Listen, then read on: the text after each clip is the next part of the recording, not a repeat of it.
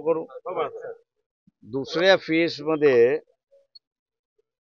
परभणी, नांदेड, हिंगोली हे 3 मतदारसंघ जे आहेत ते ऊसाचे सेक्टर आहेत अशी परिस्थिती आहे।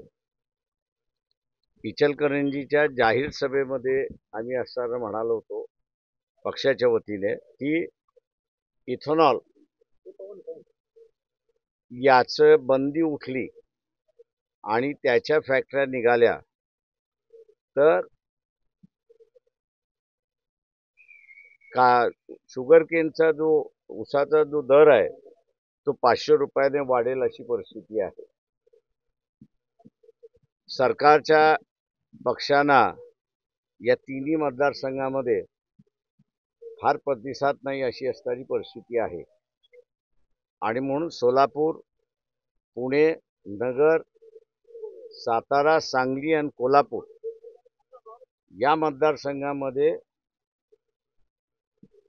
सरकारी उमेदवारांना सरकारी पक्षाच्या उमेदवारांना फायदा व्हावा म्हणून असणारं काल पॉलिसी मॅटर त्या ठिकाणी जाहीर केली की जे जाहीर करण्याचा अधिकार नाही आणि तो म्हणजे की बंदी जी घालण्यात आली होती इथेनॉलवरती ती उठवण्यात आलेली आहे। इलेक्शन कमिशन याच्याकडे सिरियसली बघणार आहे की नाही हा महत्त्वाचा आहे। आम्ही असारा मानतोय की हा वंचित बहुजन आघाडीचा विजय आहे आणि त्या भागामध्ये आता अंमलबजावणी करण्याचा जो मार्ग आहे त्या अंमलबजावणी करणाऱ्या मार्गामध्ये आम्हाला असणारं प्रचंड मोठ्या प्रमाणात प्रतिसाद मिळेल येत्या दिवसामध्ये असं एकंदरीत चित्र त्या ठिकाणी दिसतंय। आंबेडकर सर, तुम्ही म्हणतात की खरं तर इथेनॉलची बंदी उठवली याचा हे जाहीर वक्तव्य तुम्ही अनेक सभांमध्ये सुद्धा केलं। बरोबर आहे, तर परंतु सरकारी पक्षाकडून याची अंमलबजावणी केलेली आहे, याचा फायदा सरकार प्रश्न असा आहे की अजून अंमलबजावणी उठवलेली आहे आणि इलेक्शनच्या दरम्यान उठवलेली आहे तेव्हा त्याची अंमलबजावणी करणारा भाग जो आहे तो अजून शिल्लक आहे।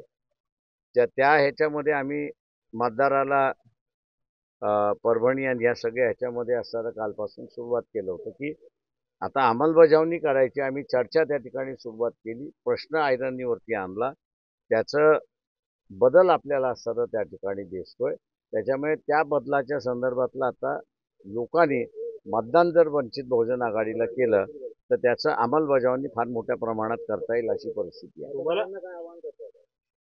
मतदारांना मी हेच आवाहन करतोय की जो प्रश्न कुठल्याच राजकीय पक्षाने घेतला नाही, मग ती काँग्रेस असेल, एनसीपी असेल, ब्रेकअवे एनसीपी आणि एनसीपी, त्याच्याच बरोबर शिवसेना असेल, ब्रेकअप शिवसेना असेल, बीजेपी असेल, यांनी महाराष्ट्रातल्या 3/4 भागामध्ये कोकण आणि विदर्भ आपण जर सोडला तर ऊस हे मेन क्रॉप आहे किंवा त्या संदर्भातला असणारा इथेनॉलचा जो प्रश्न होता तो उल्लेखच केला जात नव्हता किंवा साईड ट्रॅक केला जात होता।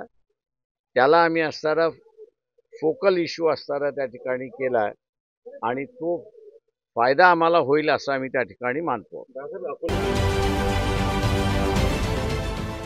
देश विदेशातील प्रत्येक घडामोडींचे लाईव्ह अपडेट मिळवण्यासाठी आता साम टीव्हीच्या सर्व सोशल मीडिया प्लॅटफॉर्मला लाईक, फॉलो आणि सबस्क्राईब करा। तसंच सर्व नोटिफिकेशनसाठी बेल आयकॉन प्रेस करायला विसरू नका।